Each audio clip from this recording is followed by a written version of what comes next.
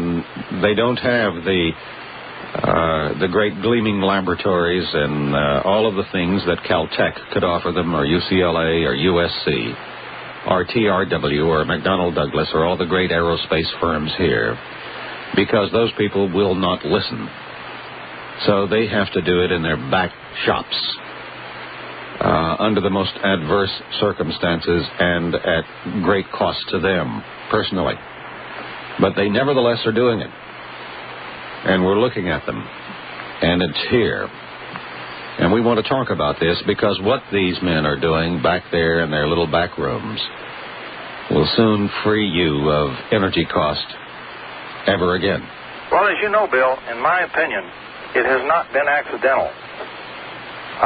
This business of pounding always on the table scientifically and mouthing off about the laws of nature as if it were dogma, and I'm not talking about, there's nothing wrong with the law of nature as long as you recognize it can be defeated. Well, I think the law of nature is just that. With the idea that it can never be changed under any circumstance, that is not science, that is dogma. That assumes we have perfect models, and of course we do not. Well, it's a term we use here on the show quite often when we get on this subject, is we look at the second law of thermodynamics. We know that that is not true anymore.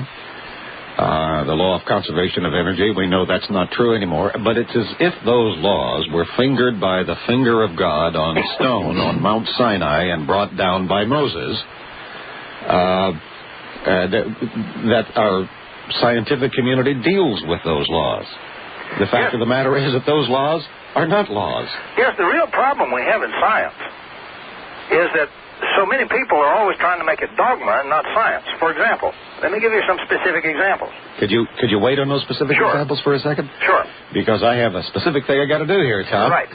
I'm speaking with Tom Bearden, who's on the conference line with us from Dallas, Texas tonight. In studio with me is John C. Bedini and Stephen Worth, and also our devices that produce more energy than they use.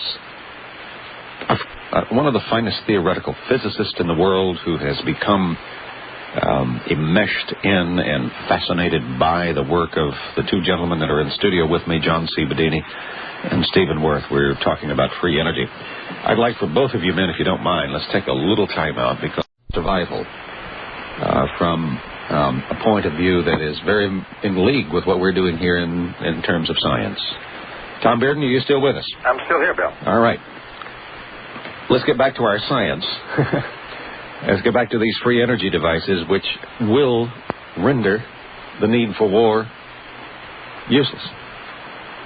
Well, you know, unless, Bill, we can do something for essentially everybody that's in the world, and I'm talking about even in the darkest regions of any corner of the earth, the poorest people, in the areas where, you know, peasants live or where very primitive tribes still exist, unless we can raise the standard of living and the conditions of living of everybody, health and so forth, we're going to continue to have an awful lot of man's inhumanity to his fellow person, or the worst case, you know, wars. We're going to have wars and wars and wars.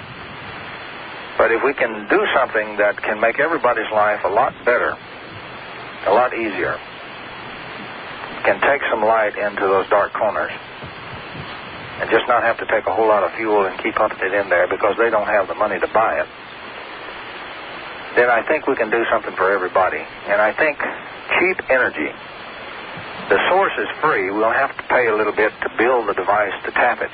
You have to buy a paddle wheel to go in the river. Right.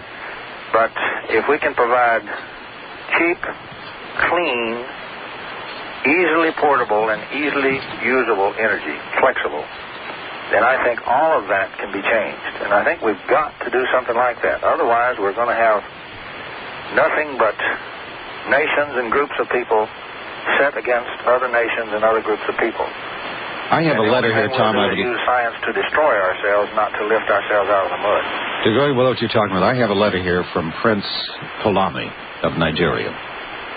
And he is talking about the plight of the people of Nigeria. That those people in that country spend 70% of their wealth buying energy sources to just support the very, very primitive society that they have in Nigeria, which, of course, drains the resources of all of the people just to have electricity, because they have no great sources of their own there, which keeps them backwards, which keeps their villages without electricity, quite often without the food that they need. They cannot develop their culture.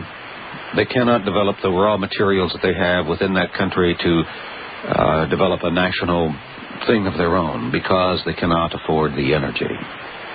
And what we're looking at here in very rudimentary forms are things that they can have in each one of those little villages in Nigeria, and develop their own economy, develop their own supply of goods and services, not only for themselves but to export throughout the world. But the way they are now, and the way the most of the world is now, they are of the have-nots, and because they cannot afford the energy, they will always be the have-nots.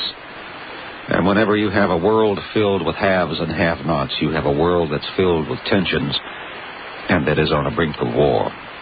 Well, you also have a world filled with people who, because of poverty, lack of communication and so forth, are very easily misled, very easily gathered into large groups dominated by tyranny. And such groups then can be set against other groups, and that gives you war.